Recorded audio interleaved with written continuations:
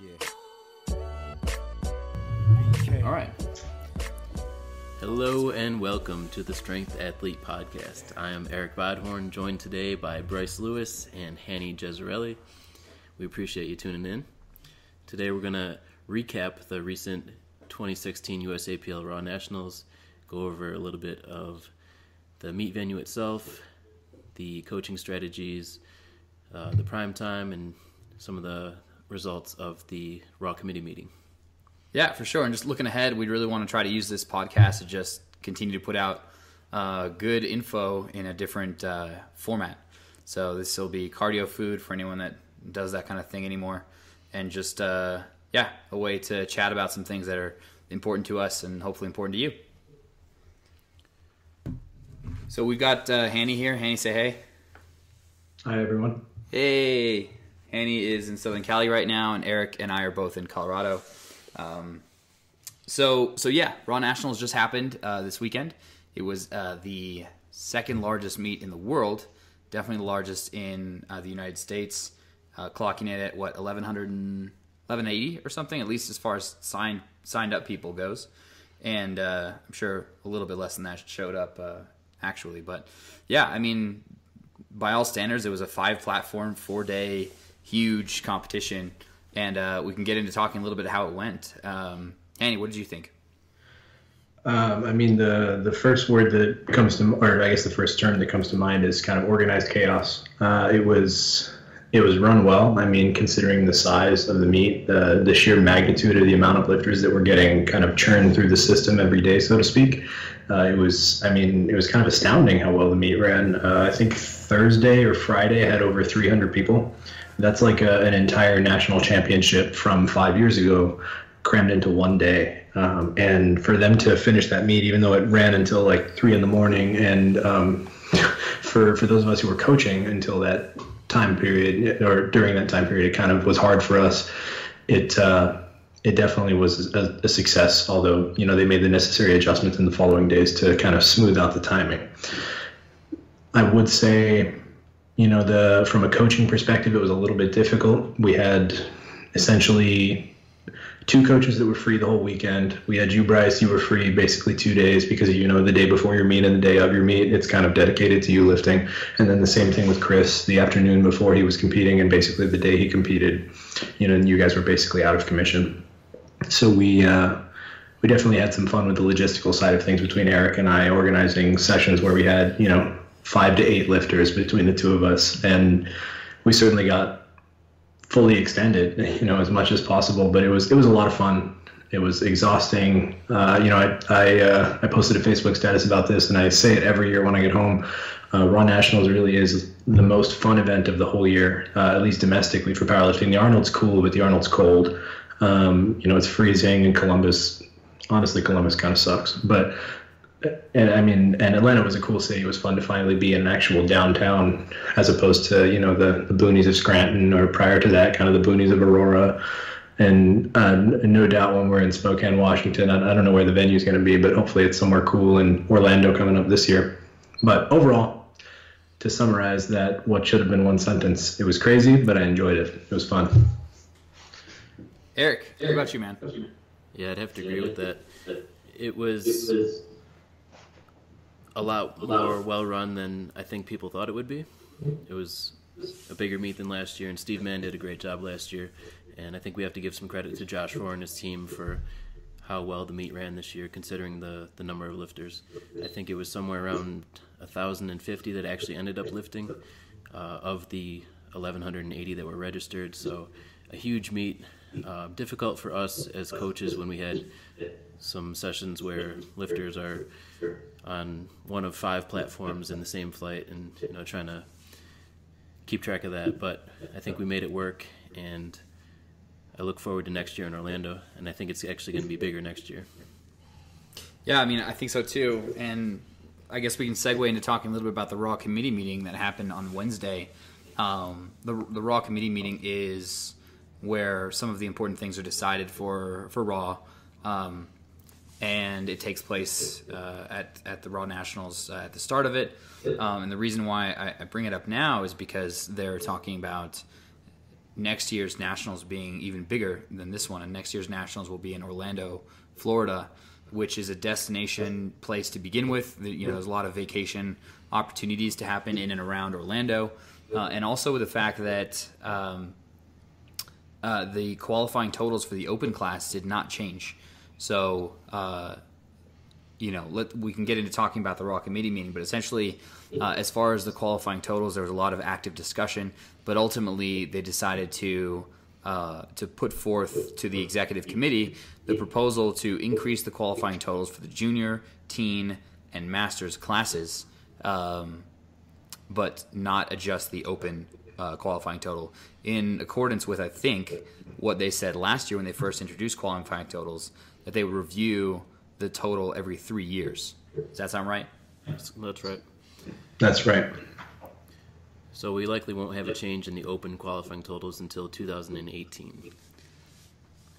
And, who's to say? I mean, at that point, we might decide that you need to review this a little bit more frequently, because I was having a conversation with Mike Tuchscherer, like, powerlifting is changing at a relatively fast rate. And, like, who knows 3 years from now what powerlifting is going to look like? That's even, a short 3 years from now. That's not to say that it's a bad thing. It's just to mention that our sport is changing in front of our eyes. We can see that by the growing membership and how our national event on the Raw side is shaping up. And not just in size, but in the level of competition. It's grown exponentially just in the last 2 to 3 years, especially on the Raw side. So it's going to be interesting to see how that shapes out over the next few years. I actually, fun testament to that, looking at the 105 kilo class, Bryce. So you won with what amounted to like a 19-13 total, I believe. And then Garrett finished with 19-12. And then Joe Hardy was very closely following with somewhere below 19, or somewhere in the 1890s or something like that. I don't remember. But Wilks-wise, all three of you had a Wilks higher than, if I'm not mistaken, the winner at Worlds this past summer, and the winner of Raw Nationals in the 105 class last year. All three of you, the top three, all outdid not only the one winner, but all of the winners from the previous years. So it's pretty impressive to see how the level of competition is changing. And, to quote Matt Gary here, a rising tide lifts all ships, and it's kind of applying in the idea of, as the talent pool grows, it's like everyone is just forced to get better. And it's amazing to see, what some people are now doing that a few years back was just not even thought of. You see the 93 kilo class was absolutely insane. Number one, because we almost saw a 57-year-old man beat Jesse Norris, which if you didn't watch that session, I highly recommend watching it. It was awesome. But from the coaching perspective, it was like the top 7 people were all fighting for one spot. And I mean, when it all came down to it, it was, Dave Ricks and LS and Jesse as the top 3, with Jesse at the top, which, was basically what was expected of the competition. But 4th place and below, it was multiple people pulling their 3rd deadlift for placing. And it was such an emotional session to watch and participate in. And it was especially interesting for Eric and I, because we were kind of co-coaching 2 guys that we've had some intermingling on. Eric and I directly co-coach Ben, and then I've had Eric's help on Darrington as well. And so it came down to the last deadlift, and I was talking to him about it, and Eric actually kind of brushed me away when I came to consult him on Darrington's 3rd. And I was like, you're right, man, we're enemies at this point. I forgot. But it was awesome. And all of those guys, like, probably, I think the top 8 or 10 in the 93 kilo class had a total higher than what won Raw Nationals 2 years ago. And it's amazing. The level of competition is increasing. And I really like watching those classes more than I like watching one person run away with it. It's more fun for me to watch the 105 kilo class when the winner wins by a half kilo, despite the fact that you had more, but it was closer. You didn't win by totaling 100 pounds more than 2nd place. You won by a narrow margin. And I mean, we both made mistakes in terms of calls for Garrett, and a little mistake on your 2nd bench press, and so I love watching that. I love competition becoming deeper and more interesting. And just to add to that, with the 93s, there were 26 93 kilo lifters that qualified for the Arnold, and 23 in the 63 kilo class. So those highly populated classes are just getting better. And if you look back at 2014 nationals for the 93 kilos, I think just 5 lifters totaled over 1,600, and then this year the top 20 were 1,580 and above. So it's just gotten incredibly competitive. I want to briefly mention, by the way, just as far as like general sport is concerned, this is something I've thought about for a while. Like, if you take a look at so-called mature sports that have existed for a while, where there are the same type of things that the IOC is looking for in recognizing a sport, not only a national governing body, but member organizations, drug testing, full 9 yards. You'll see that the winners really aren't doing well. Let me back up a little bit. It's very close in the highest levels of competition, and it's close across all of the different categories. So if we look at track and field, for instance, like outside of a few phenoms, you really see, incremental small progress, and you see just them pushing up world records by little bits here and there, not really blowing anything out of the water. And that's kind of the way it should be in a mature sport. So I think we're getting there in powerlifting in terms of just seeing high-level competition, good competitiveness, and not just people, taking a class and running away with it. So yeah, I mean, we have a ways to go. I think ultimately we will see more people like Jesse Norris in the 93s. We'll see people even better than that in the 105s. We'll see more Dennis Cornelius type characters in the 120s and so on. So I'm really looking forward to that as we continue. So we can shift and talk about the actual experience, but I think we were still on the Raw committee meeting if we want to talk a little bit about a few of the other things. Some of the big topics that were brought up were the qualifying totals, and that was discussed a little bit. And the other thing was that there have been a number of drug test failures in USA powerlifting, and not necessarily just because someone was taking steroids. So Eric, do you want to talk about that? So one of the recent failures came from IPF Bench Worlds, and it came from an individual who was taking an inhaler medication and thought he had a TUE for it, but actually didn't have an IPF TUE. He had a USAPL one, but it wasn't carried over into the IPF, so it was a little bit disappointing for him. Yeah, to add to that, it actually ended up kind of snowballing into something bigger. Now, essentially, if you manage to make your way onto one of the international teams for USA Powerlifting, the drug testing was extensive before once you reach that level in terms of having an athlete locator and being subject to out-of-meet testing, which is becoming more and more frequent right now. But now the athletes are having to pay for their own individual out-of-meet tests before they're even eligible for an international team, as I understand it, which it's really unfortunate that, for a lot of these athletes, it's simply due to either misinformation or, for the guys that are failing for something like albuterol that is in an inhaler, it's like, we all know that's not a performance enhancer, but it's just, he didn't know. He wasn't educated on the fact that his domestically held TUE was not applicable at the international level. And so because of that, because of, like making a technical error, missing a command on a lift, because of a little silly thing like that, everyone has to suffer the consequences. And it's unfortunate. So, Bryce, you yourself will be subject to this next year. You're going to be out of pocket like $500 or $600 when it's all said and done between getting yourself registered and paying to enter the meet and paying for your drug test. And that's before even buying your plane ticket or your hotel or any of those things. And so it's unfortunate, but I really take pride in the fact that we are, as an organization, really kind of upholding the standard when it comes to doing our best in maintaining drug-free competition. There's a lot of people out there who, made comments on like Ray Williams' recent video of that giant squat, and, the drug tested isn't the same as drug-free. And, we do the absolute best we can to make sure that our athletes are drug-free. And I'm proud to be part of an organization that really takes pride in that and that makes it so visible. Yeah, I would much rather have it this way than any other way. Like, I would rather it be too strict than too lax. And so if this is our starting point as we continue to go forward, then that's fantastic. And by the way, this isn't, some standard that the USA Powerlifting just made up. This is like IOC WADA standards. This is, standardized across all Olympic sport. And so I think that goes to a lot that the standard that USA Powerlifting and IPF has adopted is so high. So we've got the Arnold we can talk about, which is coming up in early March, right around the corner. A very landmark, large meet for the organization. Speaking of things mentioned at the Raw Committee meeting, I am fairly certain that no international records can be set at this competition because, as a result of some of these TUE drug test failure sanctions, it's no longer considered an international meet. Is that right, Eric? Yeah, I believe the Friday Raw Challenge is just going to be a USAPL meet now. So we're not going to have international lifters, and it's not going to be an IPF meet where you can set world records.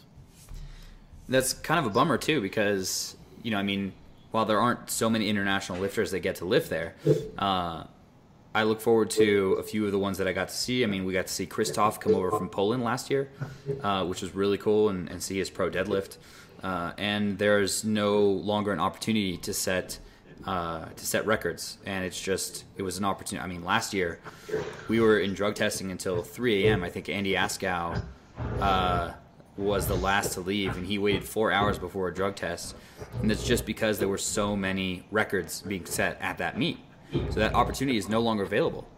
To pause you for a second there, Bryce, I think you're misunderstanding. It's only in the Raw Challenge, as I understand it right now, that we can't set records. The Saturday Pro American is still going to be an international level meet, I believe. Okay. That was what the Raw Committee decided, or what the sanctions had decided, as I understand it right now. So still on Saturday, you're still going to get to see those big name Dennis Cornelius, Bryce Lewis, Garrett Blevins type lifters that are at the tops of their classes, your Jennifer Thompsons and Kim Walfords and things like that. They should still be able to set those international records at that level. Only on the Saturday meet, though.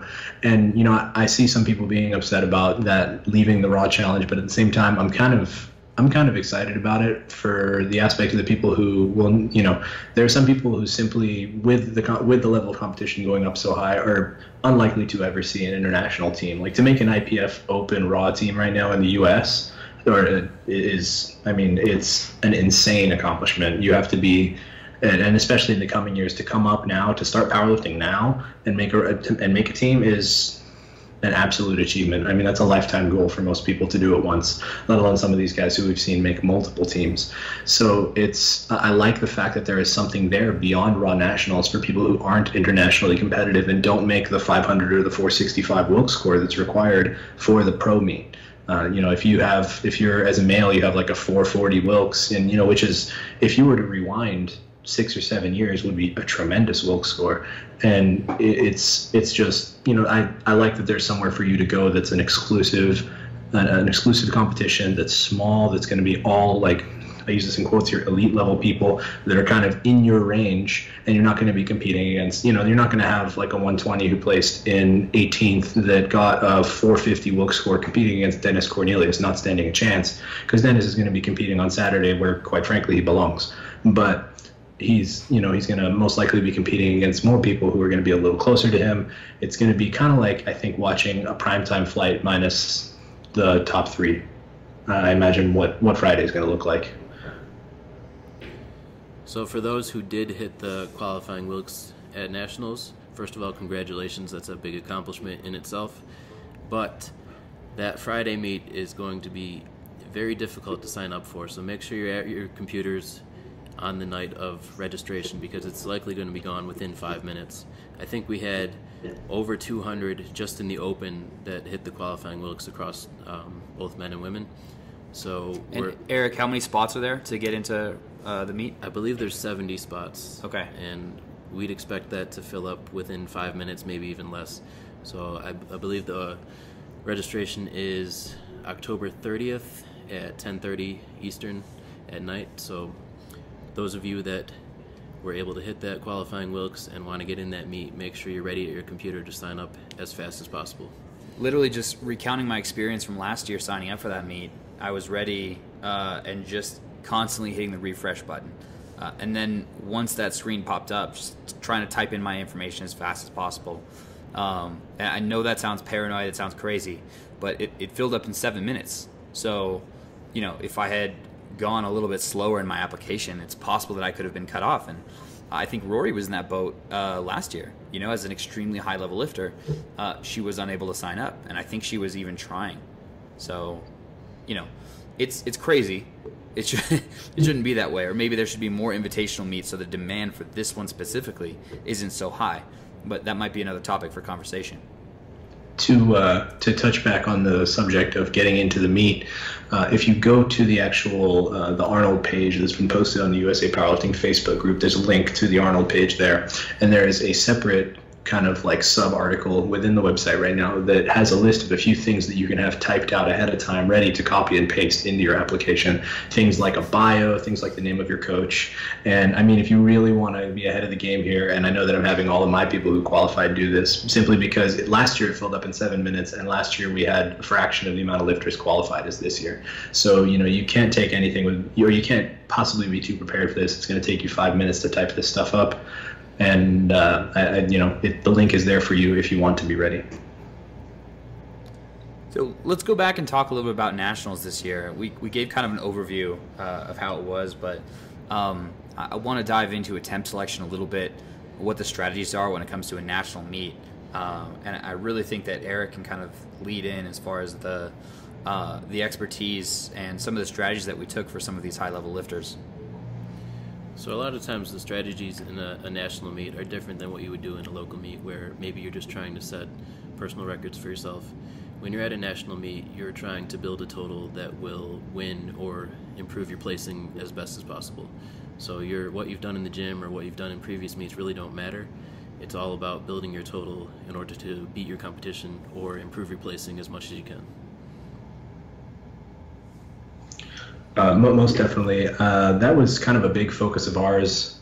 Well, I mean, it's always been a big focus of ours, make as many lifts as possible. We come from what I consider a good education in terms of attempt selection, and having been surrounded by all of the right people, it seems like, these people have been around in USA Powerlifting and prior to that ADFPA, and they've been around for long enough to do the math and to figure out that the better totals and the better lifters are the people who are making more lifts. And so that is essentially the hearthstone of how we pick lifts. We pick numbers that we know you can get for your first and your second attempt. And if there's ever any shadow of a doubt in those numbers, you're setting yourself up for failure, really. You're taking your second, that's going to be super heavy, so you have a second chance to make it on your third is a very, you can kind of hear Eric laughing at that. It's something that we giggle about because that's what people used to do. You'd open 10 pounds below your PR and go for it. And while that has worked for some people, I know plenty of people. I was just having a conversation with Chad Wesley Smith earlier this week. He said that his best total he's ever gotten, he was 4 for 8. And the reason for that being, I think he said he had gotten injured on his second bench press or something. I forget what it was, but there was some sort of reason outside of his choice of numbers that he missed those attempts.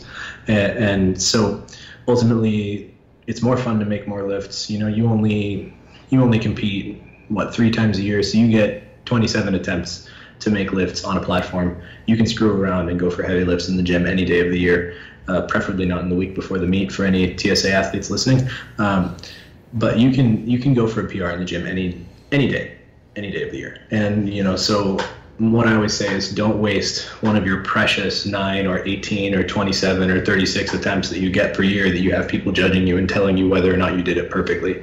Execute, be smart. And so we really try to pass that on to the athletes. And for the most part, we had pretty stellar performances. People pretty much above the bar, which is 7 for 9 is what we consider the bar for an acceptable day. And with the exception of a very select few, probably I would think 5 or less, we were above that line, and almost universally walking away with personal records on lifts. So I know in some cases I had planned a little bit aggressively for some of my people because they were going for Arnold qualification or something like that, and that's kind of dependent on the day. But in most cases, we always try to play it a little bit conservative and be smart.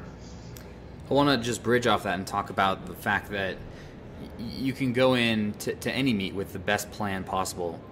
In terms of, these are the numbers that I think I'm capable of based on how my training has been shaping up. Or these are my estimated 1 rep maxes. These what I think might be a perfect progression. However, you still have to be okay and ready to adjust when the day of competition rolls around, because the goal really is just getting the most out of you on that day.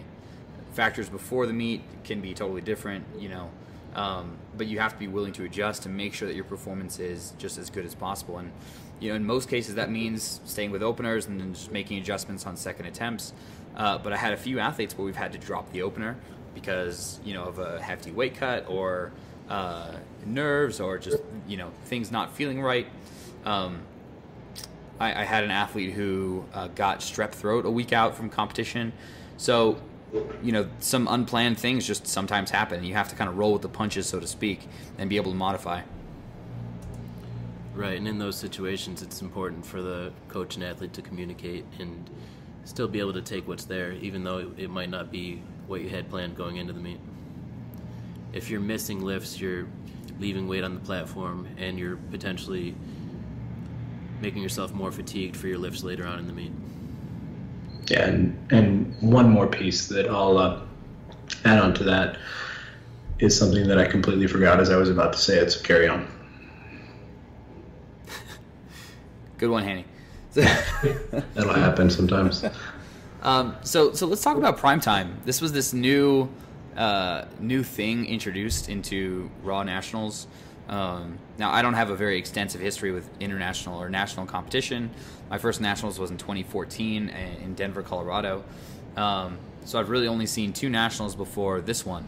But Josh Rohr introduced this essentially single flight of the best of each weight class, selecting a certain number of people from each weight class to participate based on their qualifying total entry, and having them compete in a highlighted event at the nighttime called the prime time, and he made a big reveal out of it, and there were better live coverage of it, and different camera angles, and crowd was getting hyped and stuff like that. Hani, what were your thoughts about that? I have mixed feelings about it. I absolutely loved watching the best of the best in all the weight classes compete against each other. I personally had a few people that I was coaching in the prime time. I handled one of your clients, Claudia, Bryce. It was really cool to have a layout like that where you didn't have to worry about the person who you were competing against who was 4 platforms over from you in the same weight class. Anyone who had the potential to beat you, for the most part, with the exception of like one junior, anybody who had the potential to beat you was probably lifting in the same flight. So from that aspect, from the competitive aspect, from going against the common theme of powerlifting isn't a head-to-head sport, which seems to be the common idea, I couldn't disagree more with that. After having both participated in and seen the competition at this level go in such a way, it was what we did in the 93 kilo class, or what you were doing in the 105 kilo class, or what I was doing in the 57s. It couldn't be possibly any more head-to-head in terms of handling on the way of the coach, vying for placing, making lifts, making critical decisions in terms of taking the small jump or the big jump. So that aspect of it was fun. Then there was the flip side. And I think this got smoothed out as the weekend went on, but Thursday was the long day. Thursday was the day that, when it was all said and done, I was walking out of the building at around 3 a.m. And so the downside of that was obviously the timing, and so not only from my perspective, it was less difficult for me as a coach than I think it probably was for everyone else as a lifter. Like, I think it was John Hack posted something on Facebook, try deadlifting at 3 a.m. And, that's got to suck. Nobody trains at that time with the exception of Ben Rice. And so it's just for most people, that's a disadvantage, big time disadvantage, to have to shift their entire, probably, shift the last 2 weeks of training. So they're training at night. And then even then, nobody's training in those hours. These are people who are normally working. They've been awake at this point for 19 or 20 hours. It's when you should be going to bed, not when you should be going for your third attempt deadlift. Hey, let me ask you though. That was obviously like unplanned. It's not like they planned for lifters to lift at that time. I want to lock you down on just like the idea of a prime time. Like, let's pretend that things went perfectly. Okay. Maybe they changed the start time to 4 p.m. or maybe it's 6 p.m. so it finishes at like 8:30 or something like that. Do you like the idea of everyone, on this highlighted event in the evening? Like, what do you think about that? Absolutely. I absolutely 100% agree with the idea of the prime time. I think, this is the first time I've ever even heard of something like this, so I wouldn't possibly excuse me, I would not possibly have expected it to run, like perfection.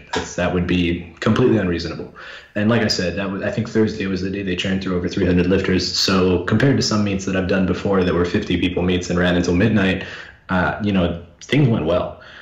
So had the timing been perfection, I think the primetime layout is awesome. I think it's cool for viewers. I mean, I was watching some of the live stream replays on YouTube, and I mean, what they did with the primetime, they had all the different cameras set up. You could get the side view. You watch the people walk out.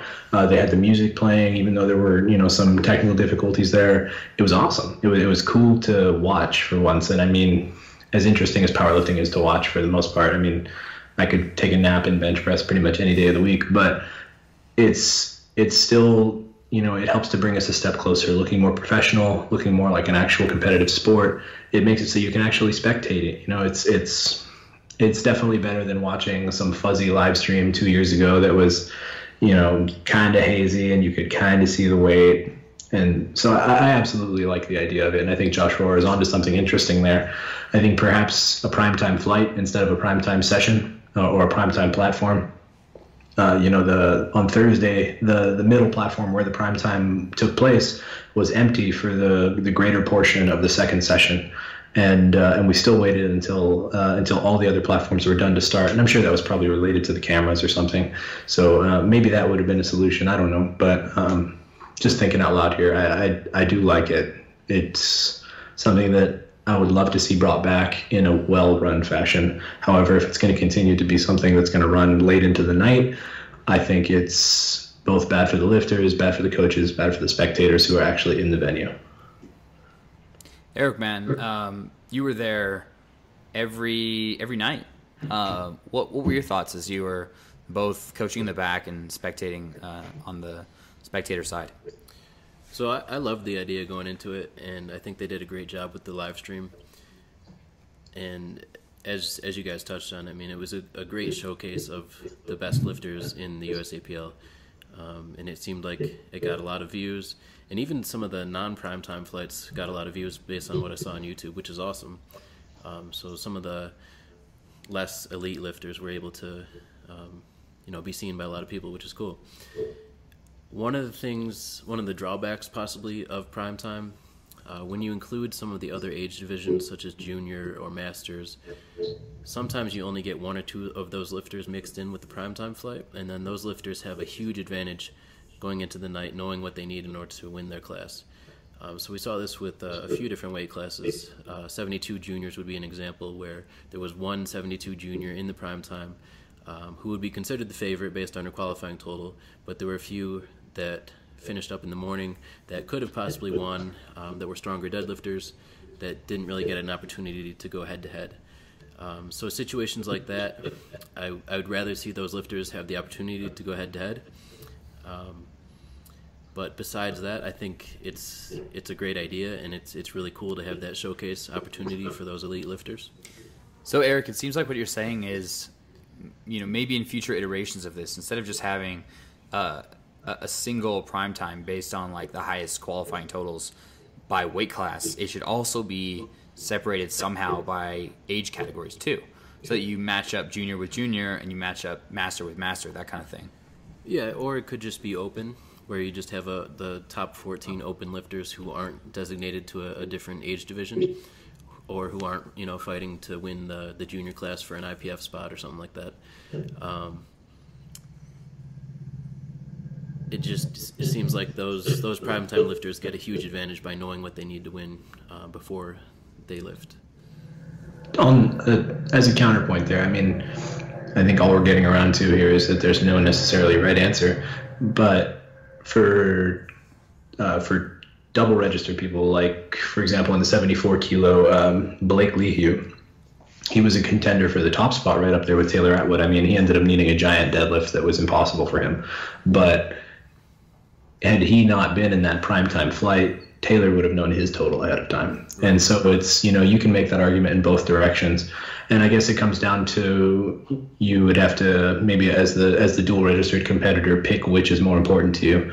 and then just register for the Open or just register for the juniors. Right. But it's a thought worth considering. I don't know that anything comes immediately to mind for me as a way to solve that problem, but it's certainly a discussion worth having. So let me break in here and just talk about some fun things as we probably going to finish up soon. If I had to pin you guys down on your favorite moment from the weekend as a spectator and your favorite moment as a coach, what would you choose? Eric, you go first. I need to think about this. That's a tough one. I mean, you got to go with Ray's squat for the biggest moment of the weekend. I mean, everyone was going crazy. I was tearing up, seeing him embrace with Matt Gary after they've been working towards that for so long. That was really cool to see. So that for me was probably the most special moment of the weekend.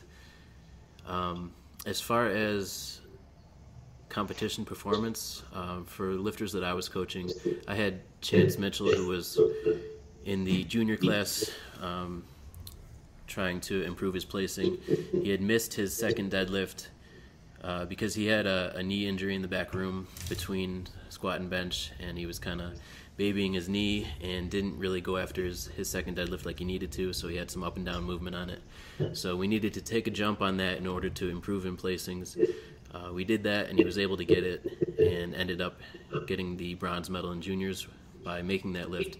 So that was a really cool moment for us.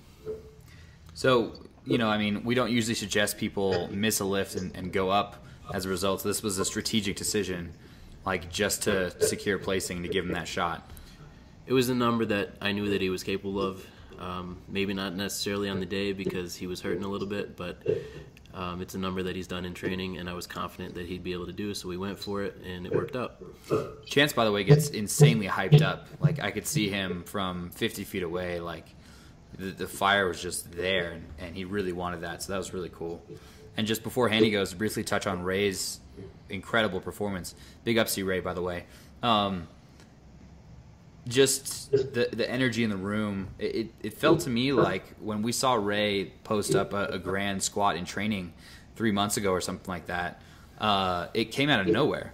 I mean, his previous best before that point was 965, so I mean, to put 35 pounds on your squat at any point is impressive, but to do it when you are a lifter of that caliber is just damn impressive, and I think he made it look even better this time. I mean, on a safe side, I think he's good for 10-15 or something like that, if not more, in him on that day. So, obviously Matt put the right weight on the bar. They made it happen. He put up the biggest total in powerlifting history, but it's just crazy that he's got more room in the tank. Hani, your favorite moments? I'll start with the easy one. Favorite moment of the weekend. I mean, I was up there front row watching Ray squatting, and this was actually kind of an especially special thing for me to watch because Eric and I were in Killeen with Matt and Susie, and we're assistant coaches for the Open Raw team, and we got to see Ray squat that 965, and it was just huge. It was absolutely huge, and the difference being in Killeen there was still a big audience on the day Ray was lifting. We had about half the audience on the day Ray was lifting in Atlanta, and so it was just, I mean, the only word to describe the atmosphere in that room was electric. And it was just, you can feel the power of a moment like that. It's like being in the middle of a giant audience, and that's just as good as it gets. It's absolutely as good as it gets when you have an entire crowd of people who are hyped for a hyped up lifter. And so it's just, I mean, there's it's chills to think about. And so it was awesome. That was really cool to watch. Secondary to that, again, talking super heavy, is Dennis Cornelius. And I could be totally misreading what happened here, but on his third squat, he stood it up, of course.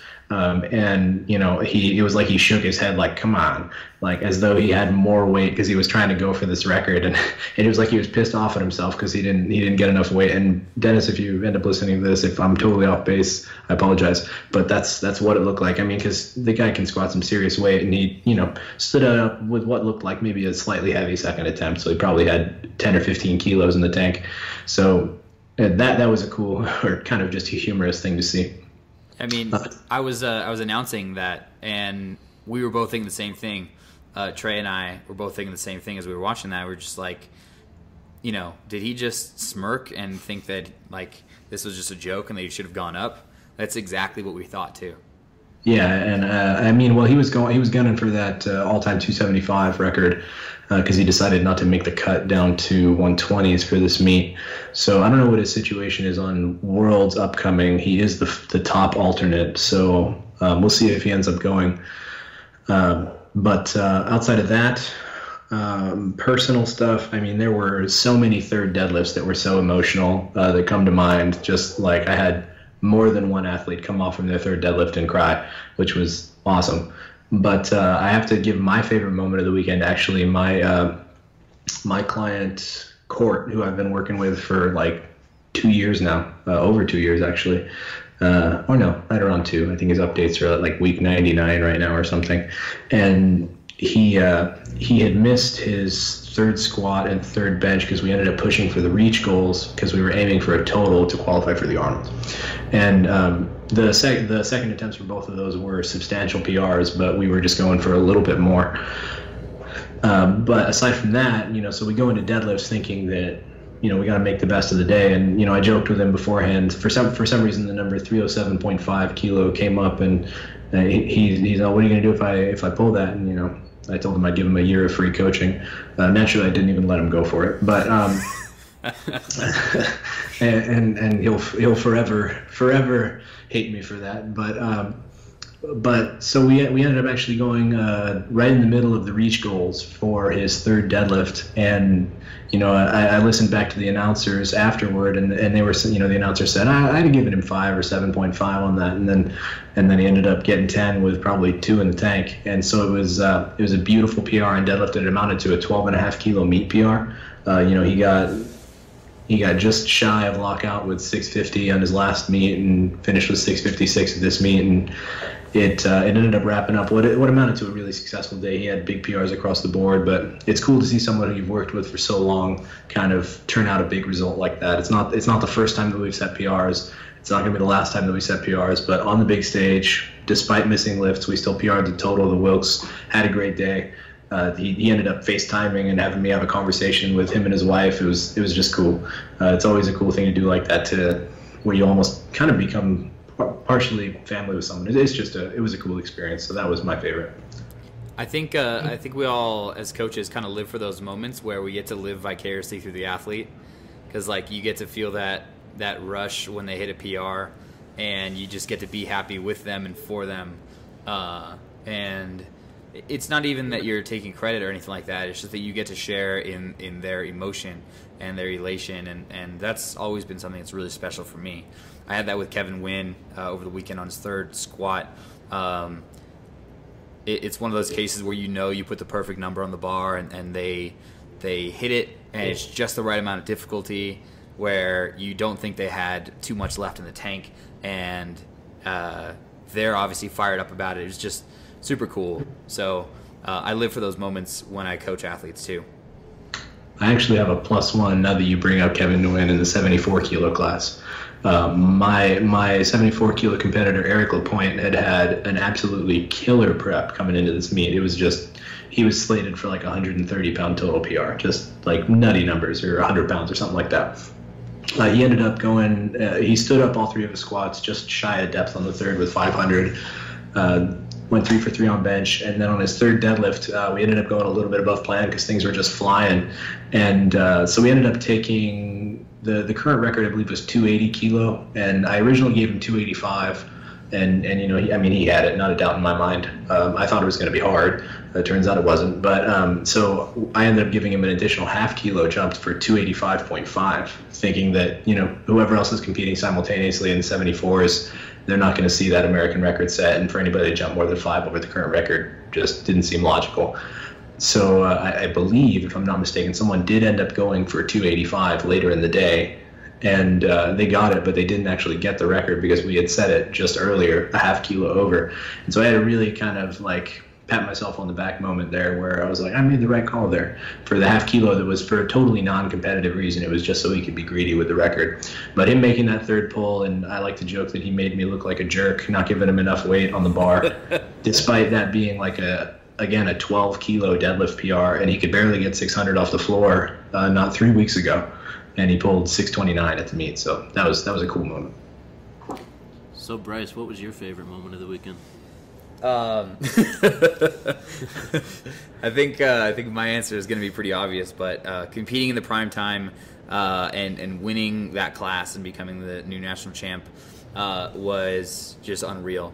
The support from the audience, the support from Matt and Susie, getting Sarah's text coming in because I knew she was watching it live on TV at home, and my dad was there, and Eric Helms was giving me texts. I was just like, just this culmination of everything that I'd worked for a long time, kind of mounted up to this big moment right here, and that was really special for me. So, I'm glad that I didn't have to put every pound or kilo I had into that third deadlift, but the goal is secured, and now, the real goal was being able to compete at the international level, like real international level, and so I'm happy to be there. I would just like to say that I've seen Bryce compete at the international level before as a 181. I think going back to 2011 in the APA WPA World Championships, he was doing somersaults between bench and deadlift attempts. This was a very different Bryce Lewis. If you email me, I'll be happy to send you a photo. But it's taking it back to the old school international meets. It's been a long time coming to get him into from the minor leagues into the MLB, so to speak. And bravo is all I have to say. It's been hard earned. Yay!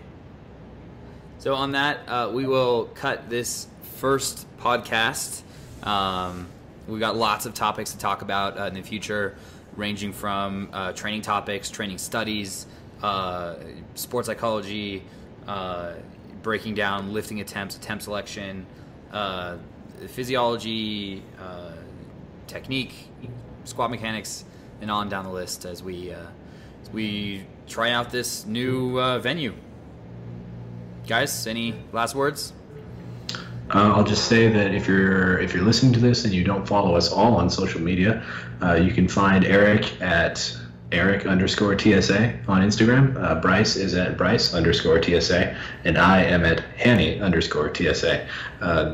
I think you can guess where our missing counterpart Chris is, along with our intern Joe. But check us out, follow us, watch our incredibly mediocre lifting, and not Bryce, but and say hi. We're always willing to help out. We'll always chat, and maybe we can help each other to be better. And if there's anything that you guys are interested in hearing, feel free to reach out, and we'll bring that up in future conversations. So this is the Strength Athlete. We love powerlifting, and we will see you next time. Peace out. Peace.